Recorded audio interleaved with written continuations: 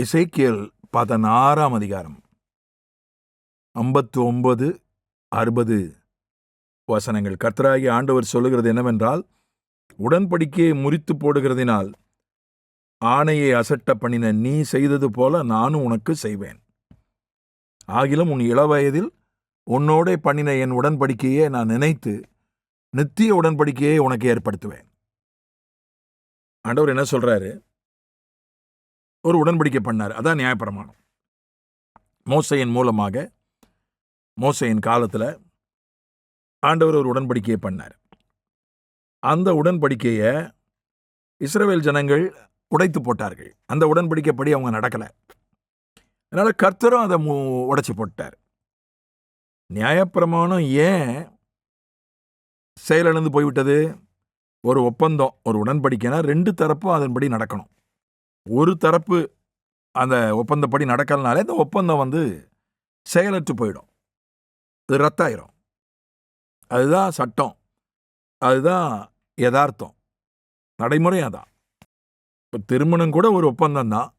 திருமணத்தில் ஒருத்தர் இல்லை நான் இவர் கூட வாழ மாட்டேன்னு போயிட்டாங்க, விட்டுட்டு போயிட்டாங்கன்னா அப்புறம் அந்த ஒப்பந்தமே செயலற்று போய் விடுகிறது அல்லவா? அதே மாதிரி தான் ரெண்டு தரப்பும் ஒப்பந்தம், உடன்படிக்கை என்பதே ரெண்டு தரப்பும் அதன்படி நடந்தாதான் அது செயல்படும், அது செல்லும். இப்போ ஜனங்கள், இஸ்ரவேல் ஜனங்கள் அந்த நியாயப்பிரமாணத்தை, அந்த பழைய உடன்படிக்கையை உடைச்சிட்டாங்க, மீறிட்டாங்க, முற்றிலுமாக அதை உடைச்சிட்டாங்க, முறித்து போட்டார்கள். அதனால ஆண்டவர் சொல்றாரு, ஓகே நீ உடன்படிக்கையை வேண்டான்னு உடைச்சி போட்டுட்ட, தள்ளிட்ட, ஓகே நானும் தள்ளிடுறேன்.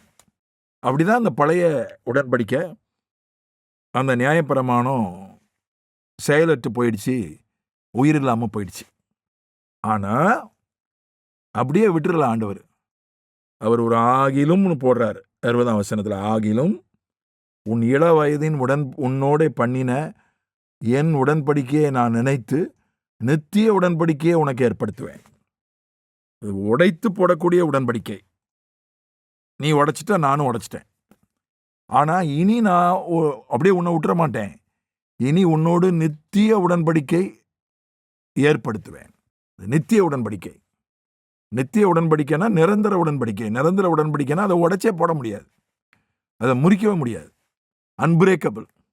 முதல்ல உடைத்து போடக்கூடிய பிரேக்கபிள். பழைய ஏற்பாடு நியாயப்பிரமாணம் பிரேக்கபிள். அதை இஸ்ரவேல் ஜனம் உடைச்சது, கர்த்தரும் உடைச்சிட்டார் போங்கப்பான்னு. ஆனால் இப்போ புதிய ஏற்பாடுன்றது அன்பிரேக்கபிள். அதை உடைக்க முடியாது, நித்திய உடன்படிக்கை. இப்போ அதை குறித்து எபிரேயர்லையும் சொல்லப்பட்டிருக்கிறது. 8ஆம் அதிகாரம் 8ஆம் வசனத்தில் சொல்லப்பட்டிருக்கிறது.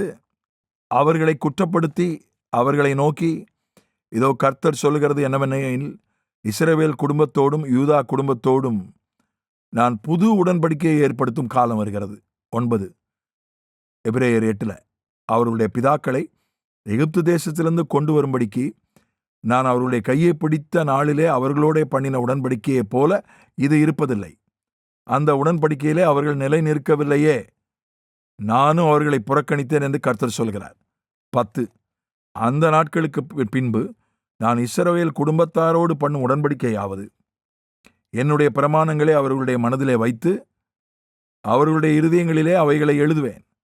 நான் அவர்கள் தேவனாயிருப்பேன், அவர்கள் என் ஜனமாயிருப்பார்கள். அதனால இங்க சொல்றார் ஆண்டவர், புது உடன்படிக்கை. இந்த புது உடன்படிக்கை தான் இயேசு கிறிஸ்து தன்னுடைய இரத்தத்தினாலே ஏற்படுத்தின. அது புது உடன்படிக்கை மட்டுமல்ல, அது நிரந்தரமான, உடையாத, முறியாத நித்திய உடன்படிக்கை. இப்போ ஹமாஸுக்கும் இஸ்ரவேலுக்கும் ஒரு ஒப்பந்தம் ஏற்பட்டு விட்டது, தற்காலிக ஒப்பந்தம். ட்ரம்ப்புடைய முயற்சியால் நான் பதவி ஏற்கிறதுக்குள்ள நீங்கள் ஒரு ஒப்பந்தத்துக்குள்ளே வரலைன்னா நடக்கிறதே வேற அப்படின்னு ட்ரம்ப் எச்சரிக்கை விடுத்தார். ட்ரம்ப் என்ன வேணால் செய்யக்கூடிய ஆள், அவரை நம்ப முடியாது. அதனால் ஹமாஸும் வழிக்கு வந்துருச்சு. இஸ்ரவேலுக்கும் அமெரிக்காவுடைய தயவு தேவை. அதனால் இஸ்ரவேலும் ஒரு தற்காலிக ஒப்பந்தத்துக்கு இப்போ வந்திருக்கிறாங்க. அதுக்கப்புறம் நிரந்தரமான ஒப்பந்தத்துக்குள்ளே போவாங்க. இந்த தற்காலிக ஒப்பந்தம் 2 தரப்பும் செயல்படுத்தி சரியா வந்துச்சுன்னா அதுக்கப்புறம் ஒரு நிரந்தர ஒப்பந்தத்துக்குள்ள போவாங்க. அது போலத்தான் பழைய உடன்படிக்கை உடைஞ்சு போச்சு. தற்காலிக உடன்படிக்கை ஒப்பந்தம் முறிஞ்சு போச்சு. நியாயப்பிரமாணம். அதனால ஆண்டவரே உடையாத, முறியாத, காலாவதி ஆகாத நிரந்தரமான புதிய உடன்படிக்கையை தன்னுடைய இரத்தத்தினாலே ஏற்படுத்தினார். அதைத்தான் நாம் இங்கே பார்த்தோம். அதனால நம்முடைய ஆண்டவர், நாம் உன்னை உடைச்சிட்டா போ, நீ தானே உடைச்ச. மனுஷன் அப்படிதான் சொல்லுவான், நான் உனக்கு ஒன்று வாங்கி கொடுத்தேன், நீ அதை உடைச்சிட்ட, இனி நான் ஒன்றும் செய்ய முடியாது. உனக்கு நான் தொழில் ஒன்று வச்சு கொடுத்தேன், இந்த தொழிலை நீ நஷ்டப்படுத்திட்ட, அவ்வளோதான், நீ எங்கேயாவது வேலை செஞ்சு பொழைச்சிக்கோ. நான் உனக்கு ஒரு பொருள் வாங்கி கொடுத்தேன், நீ உடைச்சிட்ட, இனி அவ்வளோதான், நீயா வாங்கிக்கோ. அப்படி சொல்லுகிற ஆண்டவர் நம்முடைய ஆண்டவர் அல்ல. மனிதர்கள் அப்படிதான் சொல்லுவார்கள், சொல்ல முடியும். பல நேரங்களில் மனிதர்களால் திரும்ப திரும்ப ஒன்றை செய்ய முடியாது. அவர்களுக்கென்று ஒரு லிமிட்டேஷன் இருக்குது, ஒரு எல்லை இருக்குது. ஆனால் ஆண்டவர் அப்படி இல்லை. ரைட்டு, நீ உடைச்சிட்ட, நான் மறுபடியும் உனக்கு உருவாக்குறேன், உடையாத ஒன்றை உருவாக்குகிறேன் என்று, ஒரு நிரந்தரமான ஒன்றை உருவாக்குகிறேன் என்று கர்த்தர் நமக்கு சொல்கிறார். நம்முடைய வாழ்க்கையில் நாம் உடைத்து போட்டவைகள் அல்லது எப்படியோ உடைந்து போனவைகளையெல்லாம் திரும்ப உடையாத ஒரு நிலைமையில், உடையாத ஒன்றாக, நீடித்து நிற்கிற ஒன்றாக ஆண்டவர் நமக்கு தரப்போகிறார். ஆமென்.